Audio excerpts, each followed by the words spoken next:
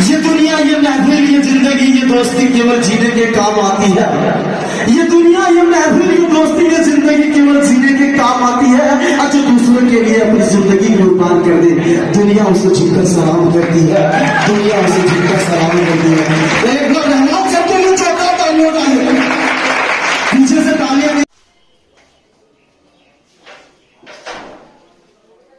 Good morning dear students,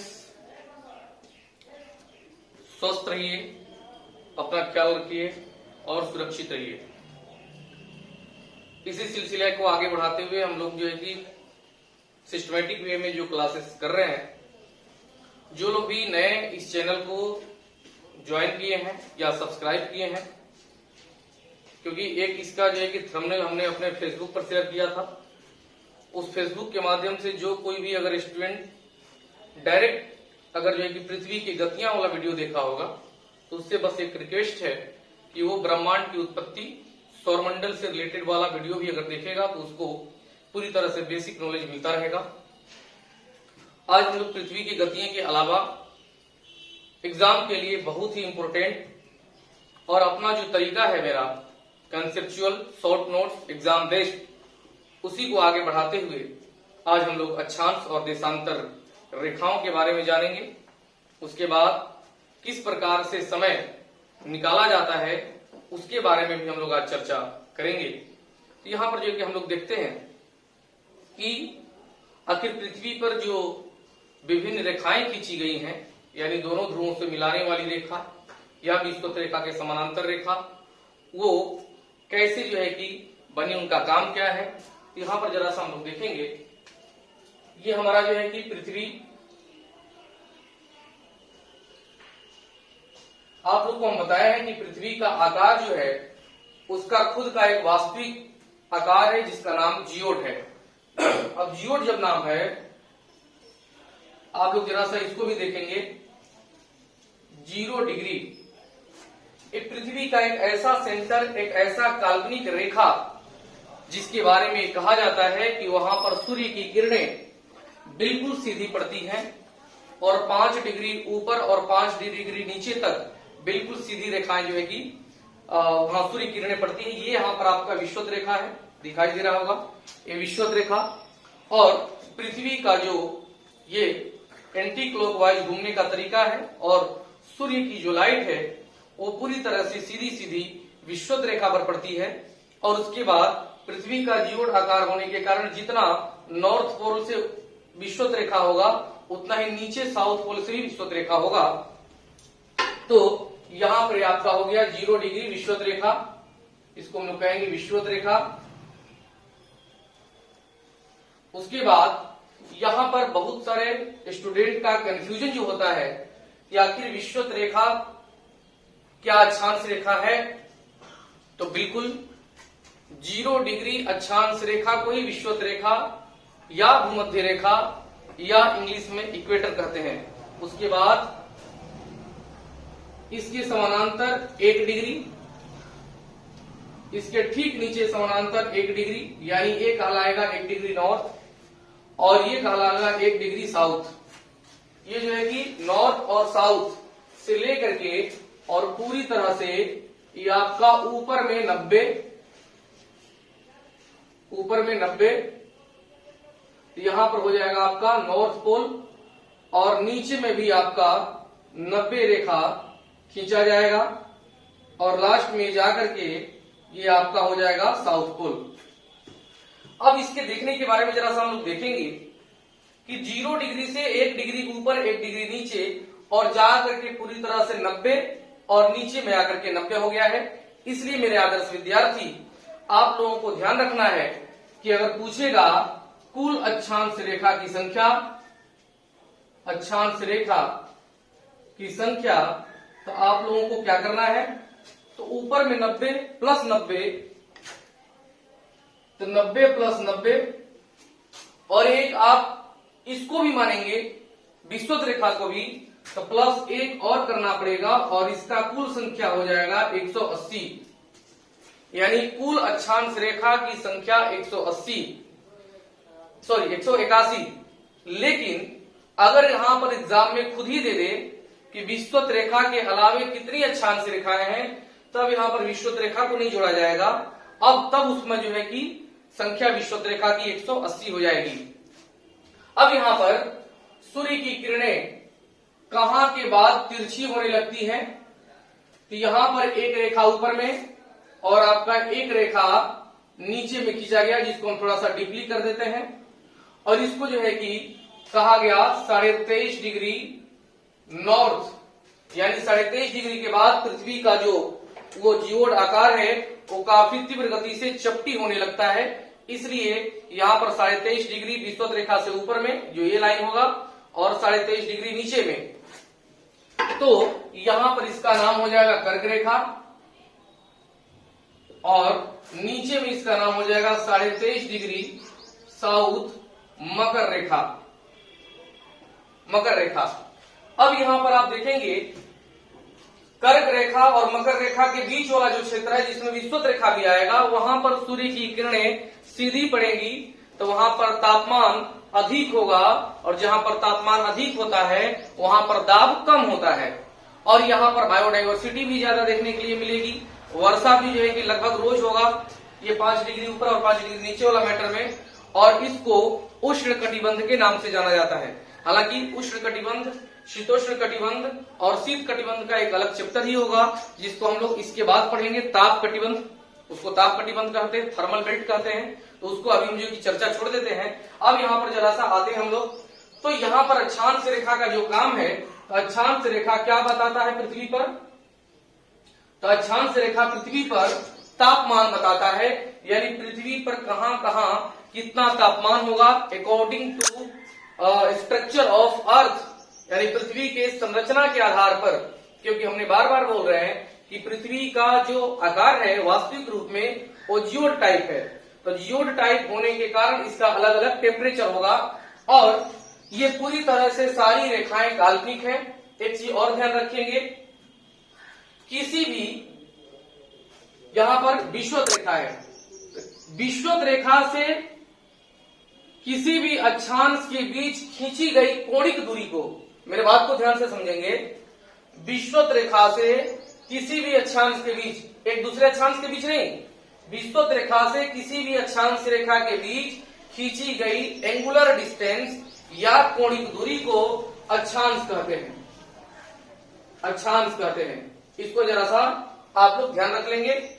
उसके बाद आपको एक चीज और बता दें कि दो अक्षांश रेखा के बीच की दूरी, यानी ये 0 डिग्री और 1 डिग्री नॉर्थ जो है, इसके बीच की दूरी 111 किलोमीटर होता है, 111 किलोमीटर, और 90, 0 डिग्री से ऊपर 90, 0 डिग्री से नीचे 90। ये आपकी जो है कि विश्वत रेखा से रिलेटेड एग्जाम बेस्ड क्वेश्चन होते हैं।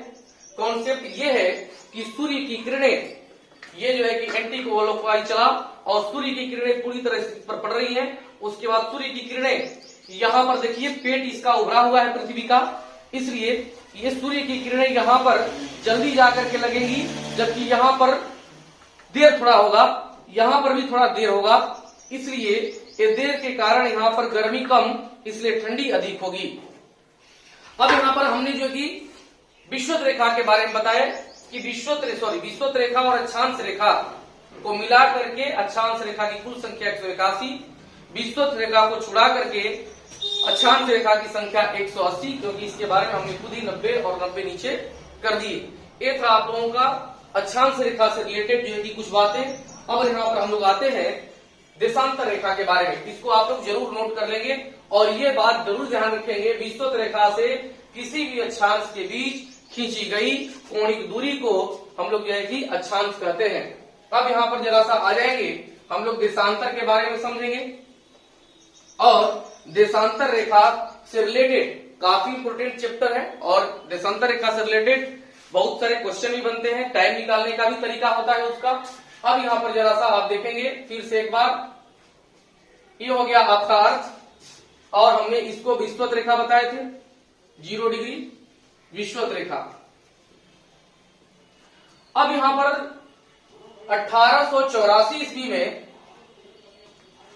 1884 ईस्वी में वाशिंगटन में एक पृथ्वी पर जो है कि समय का निर्धारण के लिए बैठक बुलाया गया कि पृथ्वी पर किस टाइप से समय का निर्धारण किया जाए, क्योंकि अलग अलग जगहों पर अलग अलग समय होता है।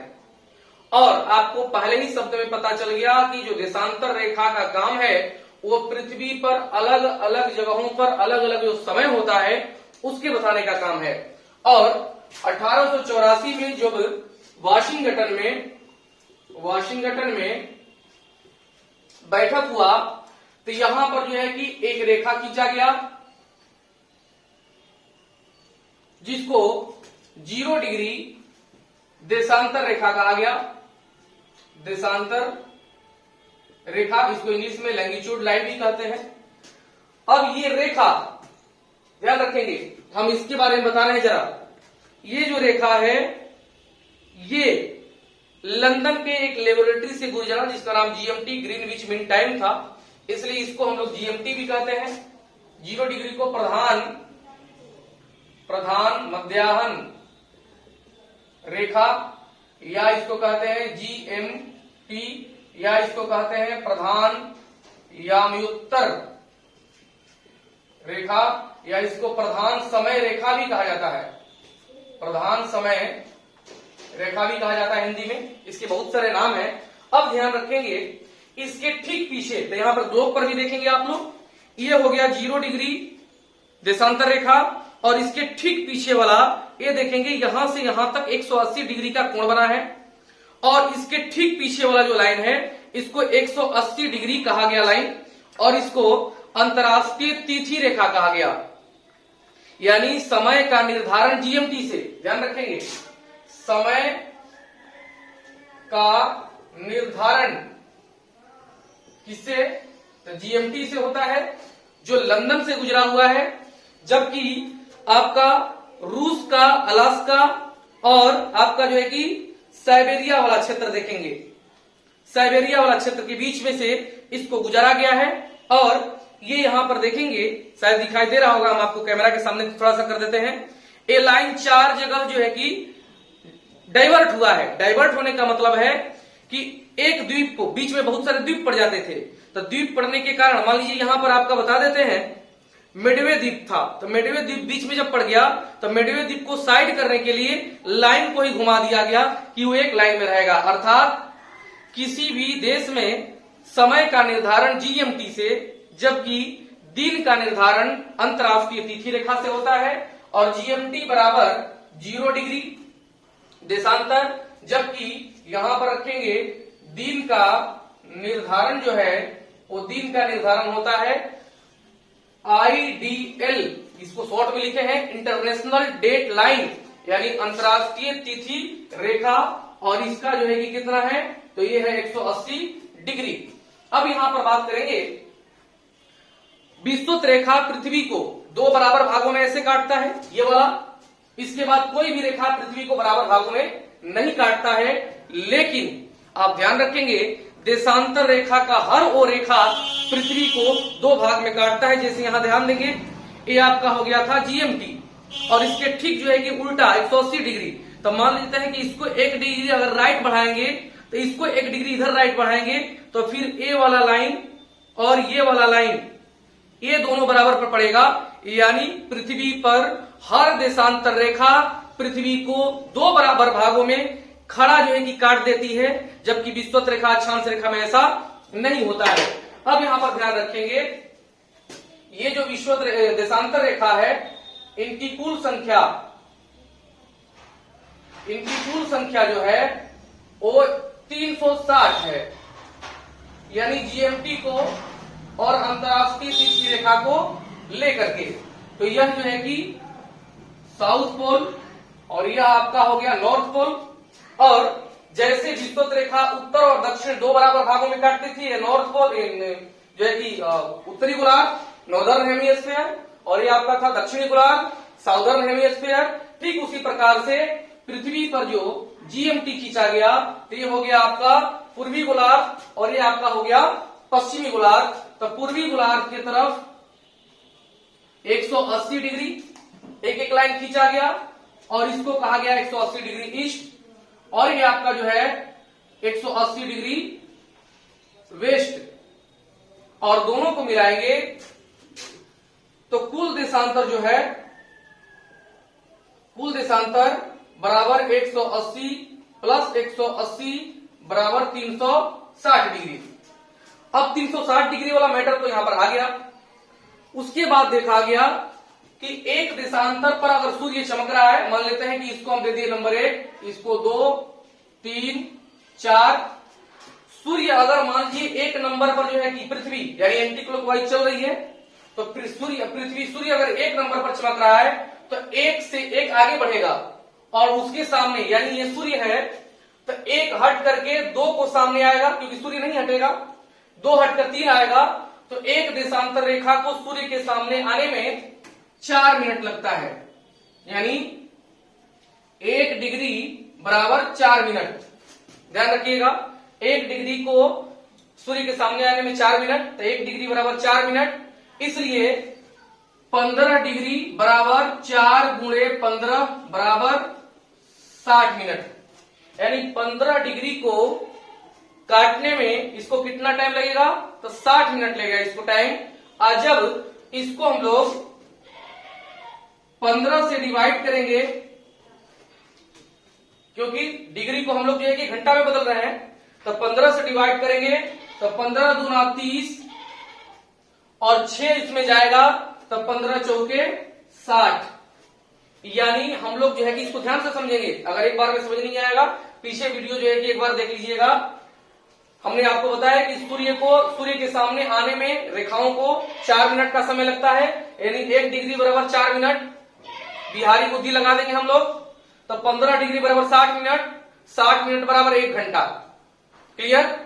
हमने आपको बताए थे कि देशांतर रेखा कितना, 180 बराबर 360, 360 डिग्री बराबर 15 से काटेंगे समय से निकालने के लिए, तब 15 जो है कि को 24 से काटेंगे तो यहां पर 24 घंटा। यानी पृथ्वी को एक चक्कर लगाने में, आपके सामने ये वाला जो है कि है जीएमटी, एक चक्कर लगाने में इसको पूरे 24 घंटे लग जाता है, अर्थात 24 घंटे का दिन और रात। और हमने पृथ्वी की गतियां में बताए थे कि जब पृथ्वी अपने अक्ष पर एक गति करती है उसको रोटेशन मोशन कहते हैं, घूर्णन गति कहते हैं, और इसी गति के कारण पृथ्वी पर दिन और रात की घटनाएं होती हैं। और जब हम लोग बचपन में सुने होंगे, हम लोग को भूगोल का जो है कि ज्योग्राफी का जी भी नहीं पता था, भूगोल का भ भी नहीं पता था, उसके बारे में हम लोग ये जानते थे जरूर, 5 साल 6 साल 7 साल के रहते थे तो खेल खेल में हम लोग बोलते थे कि भारत में अगर 12 दिन बज रहा है तो अमेरिका में 12 रात बज रहा होगा। इसका यही कारण है कि अगर जो है कि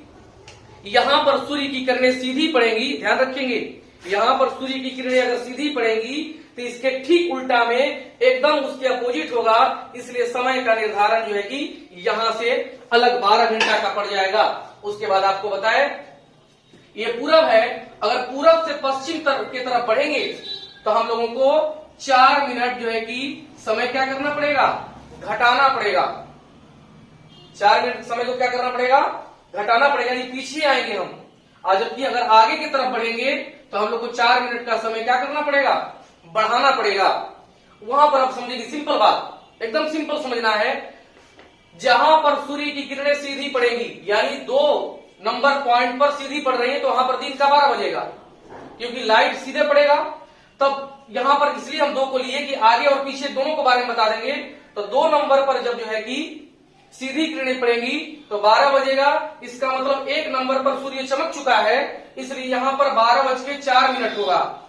तो हम यहां पर 2 नंबर पर हैं, और जब आगे बढ़े तो 4 मिनट बढ़ाए हम, तब तो 12:04 हुआ। उसके बाद हमने बोले कि पीछे जब बढ़ेंगे तो 4 मिनट घटाएंगे, अर्थात अभी 2 पर अगर सूर्य चमक रहा है मेरे आदर्श विद्यार्थी, तो 3 नंबर पर अभी 11:56 हो रहा है, इसलिए 4 मिनट समय घटाएंगे। उसी में हमारा जो भारत है वो हमारा भारत 82.5 डिग्री यानी 0 डिग्री देशांतर से 82.5 डिग्री पूरब में है हमारा भारत बचा हुआ। और भारत का जो समय है वो जो है कि 82.5 डिग्री पूर्वी देशांतर से निर्धारित होता है, जो इलाहाबाद के नैनी में अवस्थित है। अब यहां पर आप लोग के सामने ही निकाल देते हैं हम 82.5 डिग्री ईस्ट, तो 82.5 डिग्री को घंटा में परिवर्तित कैसे कर देंगे? तब 15 डिग्री वाला मैटर मारेंगे, तब 15 पांचे 75 सीधे, यानी 15 से डिवाइड करेंगे तो 15 पांचे 75 और 75 डिग्री प्लस 7.5 डिग्री बराबर 82.5 डिग्री। तो जब 15 डिग्री बराबर 1 घंटा तो 75 डिग्री बराबर 5 घंटा। ये बहुत इंपॉर्टेंट चीज है, समझिएगा। बचा 7.5, तो 15 डिग्री बराबर 1 घंटा, तो 7.5 डिग्री बराबर 30 मिनट, आधा घंटा। तो यहां पर जो है कि 30 मिनट, यानी जीएमटी से हम 5.5 घंटा आगे हैं कि सूर्य हमारे पास पहले चमकता है और जीएमटी पर बाद में चमकेगा। और जो है कि अगर पूछा जाएगा कि जिसको हम लोग आईएसटी बोलते हैं, 82.5 डिग्री पूर्वी देशांतर को आईएसटी इंडियन स्टैंडर्ड टाइम बोलते हैं, जो इलाहाबाद के नैनी के पास अवस्थित है, वहीं से गुजरा हुआ है। जिसके बाद हम लोग एक चीज और समझेंगे कि ये निकालने के लिए टाइम, अभी 4 क्लास हो गया, इसके बाद हम टेस्ट भी लेंगे। इसके लिए सभी स्टूडेंट तैयार रहेंगे।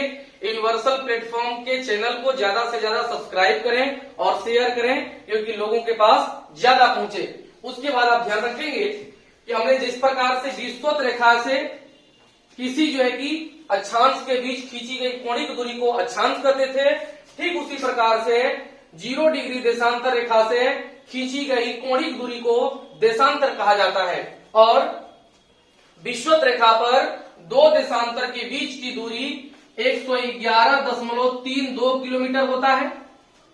जबकि दोनों ध्रुवों की तरफ जब हम बढ़ेंगे तो देशांतर रेखा के बीच की दूरी कम होने लगती है और लास्टली 2 देशांतर रेखा के बीच की दूरी ध्रुवों पर 0 होती है। इसको ध्यान रखेंगे, ये हम बोल रहे हैं लेकिन नोट करने वाला बात है। विषुवत रेखा पर 2 देशांतर रेखा के बीच की दूरी सबसे अधिक होती है, क्योंकि ये जो 2 देशांतर रेखा हुआ वो आने के क्रम में इसकी चौड़ाई बढ़ रही है और वो दूरी है 111.32 किलोमीटर। जबकि फिर ध्रुवों की तरफ अगर आगे बढ़ेगा तो ध्रुवों पर जाकर के फिर दोनों देशांतर रेखा के बीच की दूरी 0 हो जाती है। उसके बाद आपको ये भी बताया, भारत के समय का निर्धारण 82.5 डिग्री पूर्वी देशांतर से होता है, जो हमारे जीएमटी से यानी जीएमटी से आईएसटी 5.5 घंटा आगे है।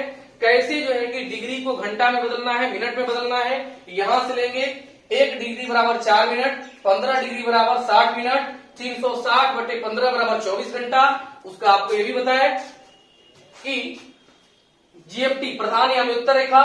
उसके बाद जो है कि समय का निर्धारण जीएमटी से जो लंदन से गुजरा है 0 डिग्री से होता है, जबकि दिन का निर्धारण, तिथि का निर्धारण जो है वो इंटरनेशनल डेडलाइन अंतरराष्ट्रीय तिथि रेखा से होता है जो 180 डिग्री है। और 180 डिग्री रेखा 4 जगह जो है वो डाइवर्ट है। डाइवर्ट क्यों है? क्योंकि द्वीप को एक साइड में रखा गया कि वहां पर दिन जो है कि एक समान रहे।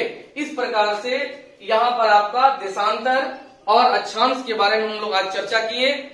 एक क्लास और एक्स्ट्रा देंगे जो समय का निर्धारण कैसे होता है, समय कैसे और निकाला जाता है, क्योंकि उसमें जब हम ज्योग्राफी पढ़ाते हैं तो ज्योग्राफी में हम 7 टाइप बनाते हैं कि 7 टाइप से कैसे समय निकाला जाएगा।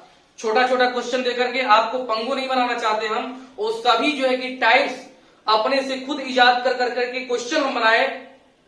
जैसे जो है कि जहाज जाएगी, उसके बाद जो है कि चिट्ठी भेजा जाएगा, नाव कहीं और चलेगी, रेडियो कहीं और चलेगा, समय जगह पूछेंगे, उसके बाद प्लेन उड़ाएंगे जो है कि एक दिशा में, फिर प्लेन को लैंडिंग कराएंगे, फिर उसका समय यानी प्लेन टेक ऑफ और जो है कि लैंडिंग, ये दोनों का जो है कि समय, यानी हर प्रकार से 7 टाइप के बारे में आप लोगों को चर्चा हम करेंगे।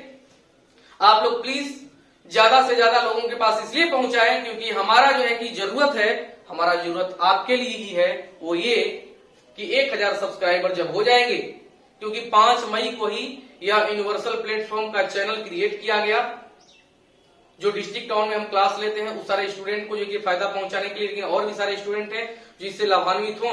1000 सब्सक्राइबर अगर होगा तो इसी क्लास को हम लाइव आपके सामने जब देंगे तो आप क्वेश्चन भी हमसे पूछ सकते हैं। हालांकि अगर आप लोग जो है कि कोई क्वेश्चन कंफ्यूजन होता होगा तो आप लोग कमेंट बॉक्स में जरूर लिखेंगे और उस कमेंट बॉक्स में हम अपना आंसर आपको वहां पर डाल देंगे, उसके अनुसार आपका कंफ्यूजन क्लियर हो जाएगा। वीडियो को आप अच्छे से रोक रोक करके अगर जो है कि देखेंगे समझेंगे तो मुझे उम्मीद है कि मेरी कोशिश आपके लिए एक लाभदायक ही साबित होगा अक्षांश और देशांतर पढ़ाने का। मिलते हैं अगले वीडियो में, तब तक के लिए बहुत बहुत धन्यवाद। आप लोग जो है कि स्वस्थ रहें, सुरक्षित रहें और ज्यादा से ज्यादा जो है कि घर में रहने का प्रयास करें। बस कुछ ही दिनों का बात है, क्योंकि केस धीरे धीरे कम होने लग रहे हैं। हमको लग रहा है कि 31 मई तक जरूर कुछ अच्छा होगा। फिर हम लोग मिलेंगे ऑफलाइन में। बहुत बहुत धन्यवाद।